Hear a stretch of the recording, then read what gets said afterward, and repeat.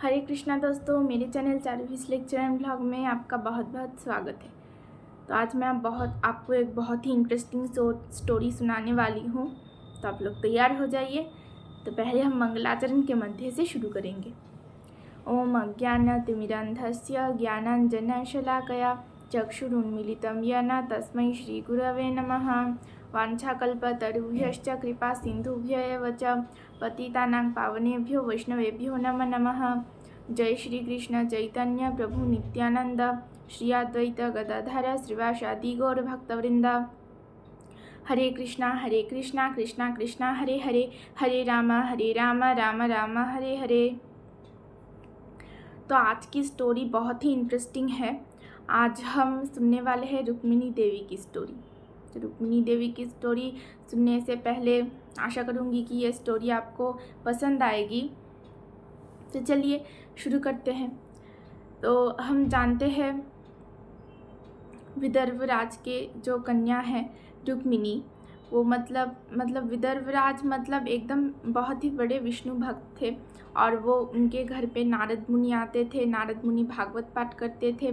और विदर्भ राज जो थे वो उनके मतलब पूरे फैमिली के साथ, पूरे सभासदों के साथ अपने, और उसके साथ साथ उनकी जो पुत्री थी रुक्मिणी देवी वो भी सुनती थी।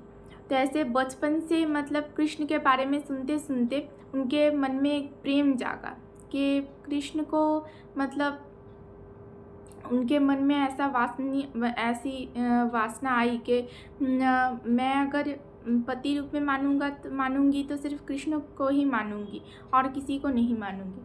ऐसा उनके दिल में आया। तो ऐसा जब आया वो धीरे धीरे बड़ी हुई, विवाह योग्य हुई। अब उनके जो बड़े भाई थे रुक्मी, उन्होंने क्या किया, शिशुपाल को उन्होंने वचन दिया कि देखो, मैं अगर अपनी बहन रुक्मिणी का विवाह कराऊंगा तो सिर्फ तुम ही से कराऊंगा। अब रुक्मिणी देवी तो शिशुपाल के साथ शादी नहीं करना चाहती। तो उन्होंने क्या किया, एक राजकुमारी है वो, उन्होंने एक लव लेटर लिखा कृष्ण के लिए, जिसको प्रेम पत्र कहते हैं हम। तो राजकुमारी है वो, बैठ के उन्होंने प्रेम पत्र लिखा, लव लेटर कृष्ण के लिए। और लव लेटर या आप इसको मैरिज प्रपोजल भी कह सकते हो, क्योंकि उसमें रुक्मिणी देवी ने ऐसा ही कुछ लिखा था। तो राजा की पुत्री, अगर किसी को पता चला कि विवाह ठीक होने के बावजूद भी रुक्मिणी किसी और को पति के रूप में चाहती है, तो उसके पिता बहुत एक सीन क्रिएट हो सकता है। तो ऐसा सोचते हुए रुक्मिणी ने क्या किया, उनके घर के एक ब्राह्मण को बुलाया कि देखिए, और राजा की पुत्री राजा के भांति सब कुछ पता है कि छुप छुप के कैसे क्या स्थान काल पात्र अनुसार कैसे व्यवहार करना चाहिए। तो ऐसा जब उन्होंने एक ब्राह्मण को बुला के उनको छुप के कुछ अर्थ दिए कि देखिए ब्राह्मण देवता, आप जैसे भी हो कृष्ण तक, ये श्री कृष्ण तक ये जो पत्र है ये पत्र पहुंचा दीजिए। तो रुक्मिणी देवी पहुंचा दिया, ब्राह्मण को पहुंचाने के लिए कहा। अब जब ब्राह्मण और उसके 4 दिन बाद ही ना रुक्मिणी देवी का विवाह था। तो ब्राह्मण द्वारका गए। अब कृष्ण को तो पता है कि ये मेरा मैरिज प्रपोजल लेके आए हैं, विवाह का प्रस्ताव लेके आए हैं ये। तो तब भगवान हाँ, इसके बाद गृहस्थ लीला करने वाले हैं, इसीलिए उन्होंने ब्राह्मण को उनको बिठाया, उनका बहुत ही ब्राह्मण सेवा अच्छे से की। उनको एक कक्ष में शयन करा के उनका पाद सेवन कर रहे हैं, पैर में मसाज कर रहे हैं। और कह रहे हैं कि ब्राह्मण देवता, मेरा सौभाग्य है कि मेरी नगरी द्वारका में आने से, आपकी चरणों की धूल पड़ने से पूरा का पूरा द्वारका और उसके साथ साथ द्वारका वासी एकदम पवित्र हो गए। ऐसा जब कहा उन्होंने, तो तब उसके बाद भगवान ने कहा कि तो आप जिस प्रयोजन से मेरे यहाँ आए हैं, तो कृपा कर वो प्रयोजन अगर आप बताते। तो ब्राह्मण ने वो जो पत्र था वो पत्र ऐसे निकाल के निकाल के उन्होंने दिया। तो तब उस पत्र में रुक्मिणी देवी ने कुछ ऐसा लिखा था कि हे सिंह पुरुष, मैं जानती हूँ कि मेरी योग्यता नहीं है आपको पति रूप में पाने की, लेकिन फिर भी अगर आप मुझे योग्य समझे तो आप मुझे अपनी दासी के रूप में ग्रहण कर सकते हैं। तो तब जब ब्राह्मण ने दिया भगवान को ये पत्र, तो भगवान ऐसा देख रहे थे, दासी रूप में आप मुझे ग्रहण कर सकते हैं। मैं जानती हूँ कि मेरी योग्यता नहीं है, लेकिन फिर भी अगर आप मुझे अपनी दासी के रूप में स्वीकार करें तो बहुत ही कृपा होगी। और अगर आप ये करना चाहते हैं, मुझे अपनी दासी के रूप में स्वीकार करना चाहते हैं, तो आपको ये बहुत ही जल्द करना पड़ेगा, क्योंकि मेरा जो विवाह है वो 4 दिन बाद ही ये विवाह है, और मेरा विवाह है, और मेरे जो बड़े भाई है रुक्मी, उन्होंने शिशुपाल के साथ मेरा विवाह ठीक किया है। तो आप कृपा कर, अगर मैंने आपको मैं अगर पति के रूप में स्वीकार करूंगी तो सिर्फ और सिर्फ आपको करूंगी और किसी को नहीं।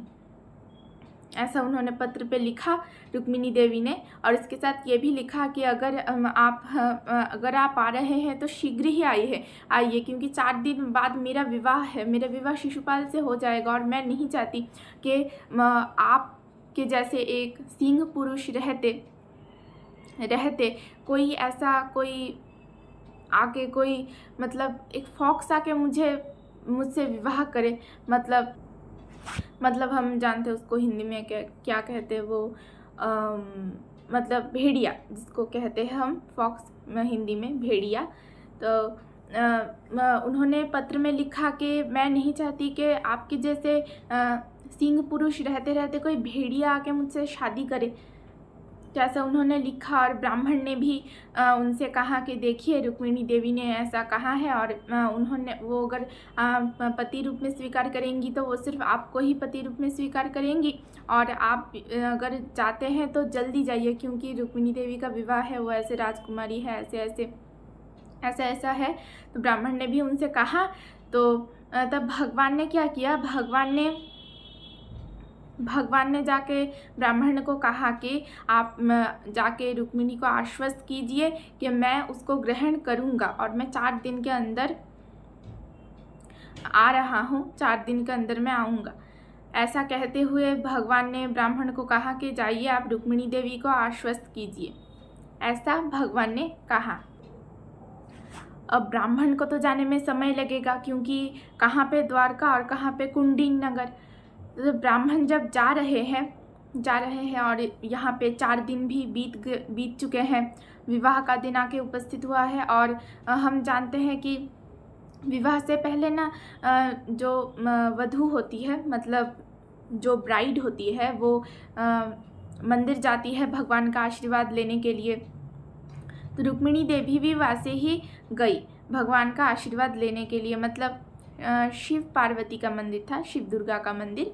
तो वो जा रही है इधर रुक्मिणी देवी के, और कहाँ पे द्वारका, कहाँ पे कुंडीन नगर। ब्राह्मण को तो ब्राह्मण जो आएगा उसको तो टाइम लगेगा ना आने के लिए, बहुत दूर है इसका अवस्थान, इन दोनों नगरियों का अवस्थान बहुत दूर है। तो ब्राह्मण यहाँ पे उसका आने को भी टाइम लग रहा है, और रुक्मिणी देवी बेचैन हो रही है कि क्या ये मतलब कृष्ण अब तक आए क्यों नहीं। मतलब वो जो मंदिर जा रहे हैं एकदम धीरे धीरे, एकदम स्लोली, मतलब धीरे धीरे जा रहे हैं कि जितना टाइम पास कर सके हम, कृष्ण आएगा मुझको ले जाएगा, उनके मन में तभी भी आशा है। तो इससे हमें एक बहुत बड़ी शिक्षा मिलती है कि कभी आपको मतलब गिव अप नहीं करना चाहिए, कि मन में हमेशा भगवान के लिए मतलब आशा रखना चाहिए कि नहीं, भगवान आएंगे एक न एक दिन। मैं अगर भगवान को बुला रहा हूँ या बुला रही हूँ, भगवान ज़रूर आएंगे, जो भी हो। अब रुक्मिणी देवी एकदम धीरे धीरे जा रहे हैं। मतलब राजकन्या है, वो विदर्भ राज की कन्या है, ऊपर से उनका मतलब उनकी मतलब इकलौती बेटी का विवाह है। तो बहुत धूमधाम से, मतलब पहले वो मतलब बहुत लंबी एकदम रैली टाइप, मतलब एकदम पहले जो वादक है, मतलब बहुत वाद्य यंत्र जिसको हम आज के दिन में बैंड पार्टी कहते हैं।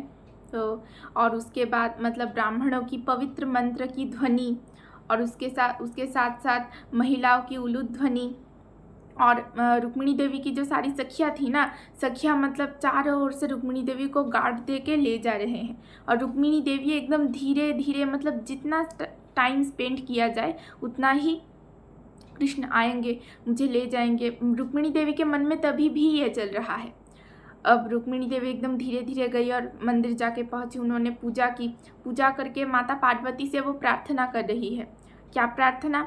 कि माता पार्वती, आपने इतना कठोर तपस्या करके महायोगी शिव को अपने पति के रूप में पाया है, और मुझे आशीर्वाद कीजिए कि मैं कृष्ण को भी मैं अपने पति के रूप में, कृष्ण भी मुझे पति के रूप में मिले। तो ऐसा उन्होंने पार्वती देवी से वो कह रहे हैं, और कह रहे हैं कि बस आपके आशीर्वाद की अपेक्षा है, आप आशीर्वाद करें तो ही होगा।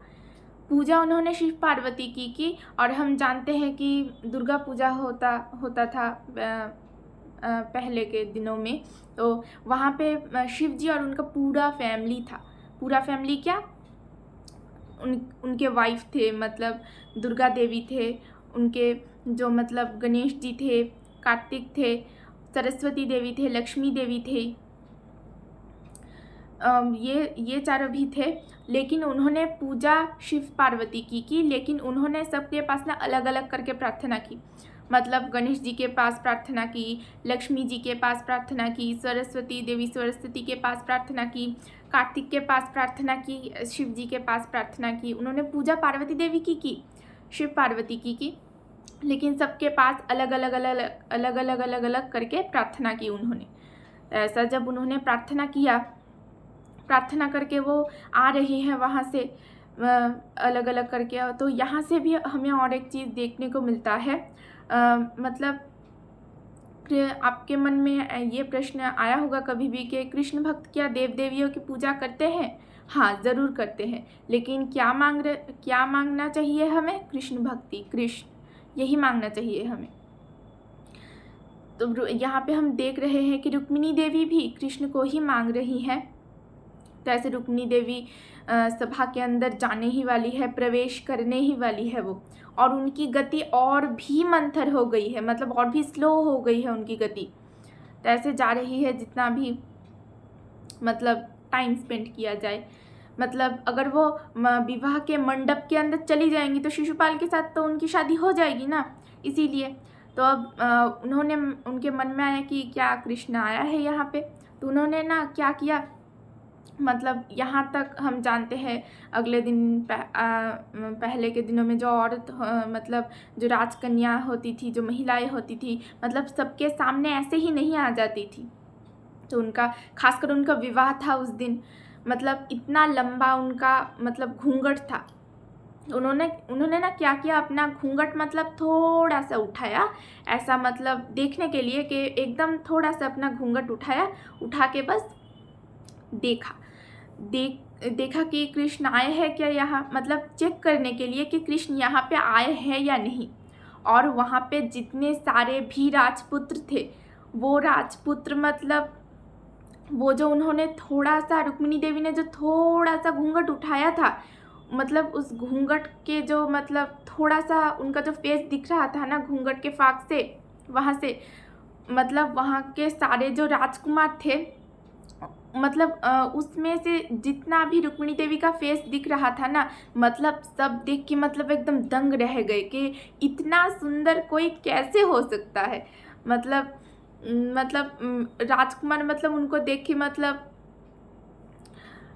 उनके पास कोई भाषा नहीं था कहने के लिए कि मतलब उनके दिमाग में बस यही आ रहा है कि कोई इतना सुंदर कैसे हो सकता है। और मतलब ये जो सोच रहे थे राजकुमार सोच रहे थे, ये सोचते सोचते ही वो मूर्छित हो गए, वहाँ पे सिंहासन से एकदम मूर्छित हो गए। मतलब कोई इतना सुंदर कैसे हो सकता है, तो मतलब सिर्फ सोचते सोचते वहाँ पे मूर्छित हो गए। और तब सब जब मूर्छित हो गए तब कृष्ण आए। कृष्ण आके उन्होंने अपना हाथ बढ़ाया, हाथ बढ़ा के रुक्मिणी देवी को कहा कि रुक्मिणी आई लव यू, मेरे साथ चलो तुम। ऐसा कहते हुए वो लेके आए। अब जब कुछ लोगों ने देखा कि अरे रुक्मिणी कहाँ है, रुक्मिणी कहाँ है, ऐसा मतलब शोरगुल मच गया। तब जाके बहुत देर बाद बाकी सारे राजकुमारों की मतलब होश लौटी और वो देख रहे हैं कि यहाँ पे तो हीरोइन नहीं है, मतलब राजकुमारी नहीं है, यहाँ पे कहाँ है वो। और तब तक कृष्ण उनको लेके बहुत दूर तक जा चुके हैं, बहुत दूर तक जा चुके हैं वो कृष्ण उनको लेके। तो तब उनके हाथों के बाहर है, अब रुक्मिणी देवी और कृष्ण उनके हाथों के बाहर है। तो हम देख रहे हैं कि मतलब रुक्मिणी देवी उन्होंने गिव अप नहीं किया, उन्होंने फिर भी अपने मन में आशा रखी कि नहीं, मैं मतलब कृष्ण आएंगे, ज़रूर आएंगे। हमें भी मतलब मन में ऐसी ही आशा रखना चाहिए कि हाँ, एक ना एक दिन कृष्ण ज़रूर आएंगे और एकदम सही वक्त पर वो मुझे बचाएंगे। और मतलब और हम यहाँ पे और एक चीज़ भी हमें मतलब हम देख सकते हैं कि मतलब रुक्मिणी देवी ने कभी कृष्ण को देखा नहीं, ना देख के ही उनको प्रेम हो गया, मतलब सिर्फ सुन के प्रेम हो गया उनको। मतलब आजकल के मतलब हम देखते हैं लोग को देख के प्रेम होता है, हाँ नहीं सुंदर दिखने को है, ठीक है, लेकिन रुक्मिणी देवी मतलब भगवान के चरित्र की वर्णना, उनकी रूप की वर्णना, गुण की वर्णना नारद मुनि से सुनते सुनते वो मतलब मोहित हो गई। मतलब कृष्ण से उनको सिर्फ सुनते सुनते ही प्रेम हो गया। इसीलिए हमें ज़्यादा से ज़्यादा श्रवण करना चाहिए ताकि हम अपने भजन में उन्नति कर सके। और आप किसी भी मतलब प्रवचन सुनेंगे तो मतलब मूल विषय आपको श्रवण करना होता है। और हम जानते हैं कि मतलब अगर आप अच्छे श्रोता हो पा रहे हो तो आप अच्छे वक्ता भी हो पाओगे। ऐसे ही रुक्मिणी देवी ने पत्र पे भी लिखा था कि मैं बोलना भूल गई, रुक्मिणी देवी ने पत्र पे भी लिखा था कि आपके शुद्ध भक्त के मुख से आपकी कथा सुनते सुनते मुझे आपसे प्रेम हो गया, आप कृपा कर आइए और मुझे यहाँ से लेके जाइए, ऐसा भी लिखा था रुक्मिणी देवी ने पत्र में। तो ऐसे ही हमें अच्छे से सिर्फ श्रवण करना है, उसके साथ साथ हमारा बाकी भजन तो है ही। एकदम जब हम श्रवण कर रहे हैं तो हमें एकदम अपना मतलब हमारा मन, हमारी आँखें, हमारे कान, मतलब सब कुछ, हमारे जो पंचेंद्रिय, कर्मेंद्रिय है, ज्ञानेंद्रिय है, सब कुछ लगा के हमें श्रवण करना चाहिए। तभी हम हमारे जो आध्यात्मिक जीवन में हम उन्नति कर पाएंगे। तो मुझसे अगर बोलने में कुछ गलती हुई होगी तो आप मुझे क्षमा कर दीजिएगा अपने गुण में। हरे कृष्णा।